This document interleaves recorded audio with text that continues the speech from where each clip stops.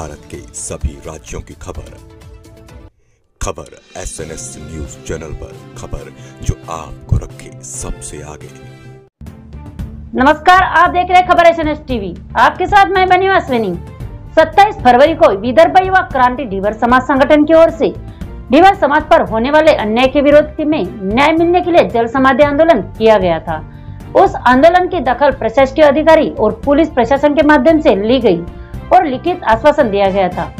7 मार्च को बड़े पैमाने पर ढीवर समाज के लोग एक बार फिर सामूहिक रूप से जल आंदोलन स्थल पर प्रमुख 2 मांगे प्रशासन के सामने रखी गई थी।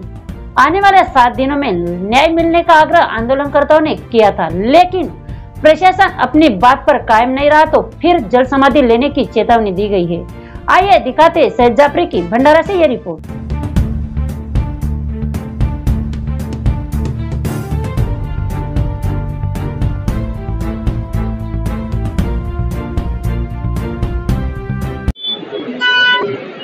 नमस्कार, SNA न्यूज चैनल से सैयद जाफरी।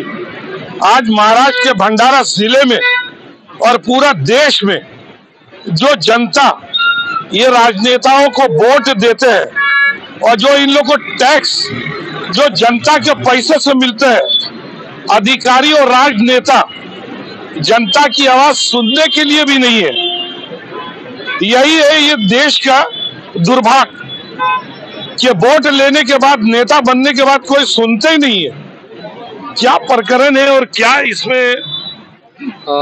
सर, आपके न्यूज़ के माध्यम से मैं बताना चाहूँगा कि कई 35 सालों के पहले से हमारे ढीमर समाज पे काफ़ी अन्याय होते आ रहा है। जो गोसेधरण बना, उस गोसेधरण के वजह से काफ़ी लोग हम पीड़ित हुए हैं। जो हमारी डांगरवाड़ियाँ थी वो सब बंद पड़ी, जो मासेमारी थी वो सब बंद पड़ी, और ये सब होने के बाद में भी हमारी तरफ किसी भी शासन या प्रशासन ने ध्यान नहीं दिया।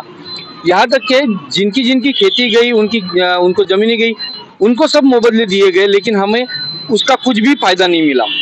दूसरी बात ये हुई कि अभी उसी गोसेधरण पे जल पर्यटन तैयार किया जा रहा है, लेकिन उस जल पर्यटन से निर्माण होने वाले रोजगार में भी हमें कुछ भी संधि नहीं है।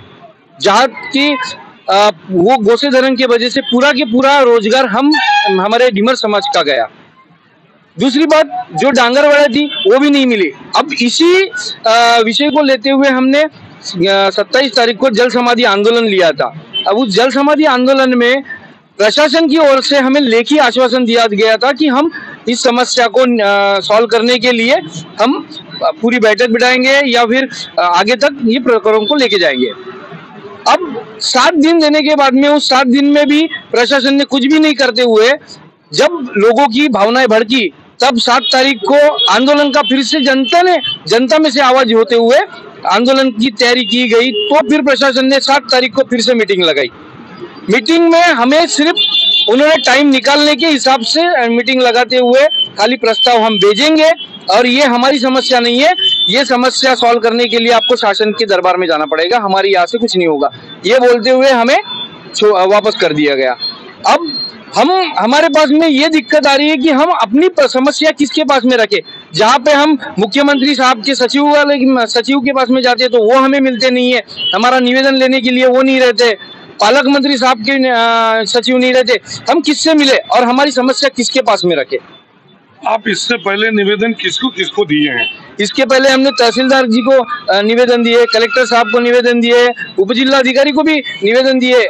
ये सब उनको बताने के बाद में हमने इस बात पे चर्चा भी करे, लेकिन फिर भी प्रशासन की ओर से हमारे लिए कुछ भी नहीं किया जा रहा है।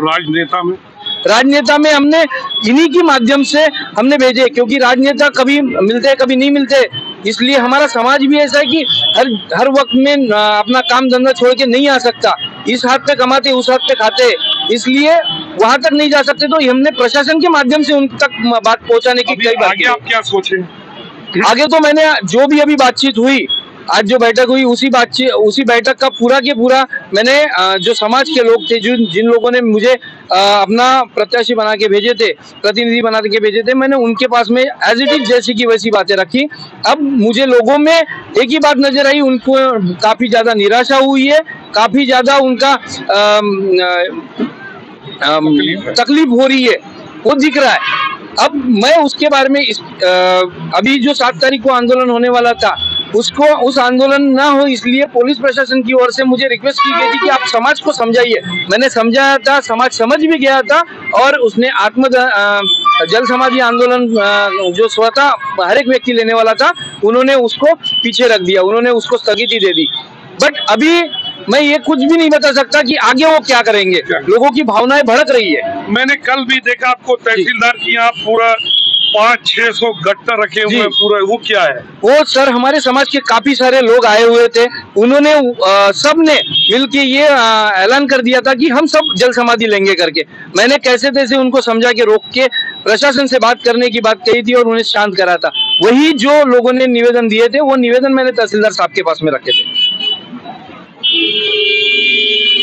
आवाज सुनो, जनता की आवाज सुनो। 2.5 लाख और 3.5 लाख पेमेंट लेने वाले लोग, यही जनता के पैसे से वहां जाके आप लोग पेमेंट ले रहे हैं और यही लोग को वोट से आप वहां बैठते हैं। चाहे कितना भी बड़ा अधिकारी हो, आप जनता का नौकर हो। जनता को गुमराह मत कीजिए, जो भी सच्चाई है जनता को बताइए। देश का स्थिति ऐसा है कि कोई भी पार्टी रहे, कोई भी नेता रहे, जनता का सुनता कोई नहीं है, लेकिन जनता बहुत जल्द सुनाते भी है। SNN न्यूज चैनल से सैयद जाफरी, कलेक्टर ऑफिस भंडारा।